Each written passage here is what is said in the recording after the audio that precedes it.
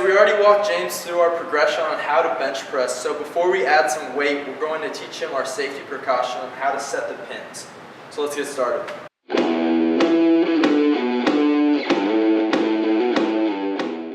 So I'm going to have James get into his bench pressing position. This is going to have his heels driving into the ground, his back tight, and his shoulders pinched together. He's going to bring the bar out of the rack and take a big breath and bring it down to his chest.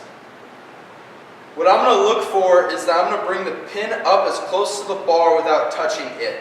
This is going to have him be able to do the whole rep of a bench without interference of the pins, but if the rep gets heavy and it's dropped on his chest, he can relax his back and the pins will catch it without any pressure on his chest.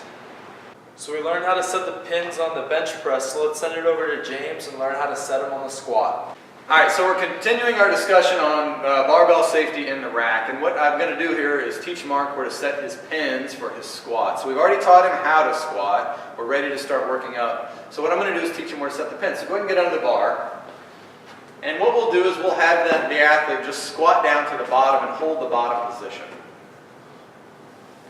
So we'll set the pins about an inch or two below the barbell, which we've already done for the purpose of this video, but you can see he can squat down fully and the pins do not touch the bar. Go ahead and come on up.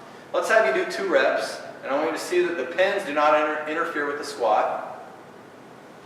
1 more. Good. And now let's do one where you fail. So go ahead and squat down and then just relax in the bottom. So if Mark gets himself in a situation where he can't get out of the bottom of the squat, he's just going to relax and the bar is going to sink down 1.5 inches and rest on the pins.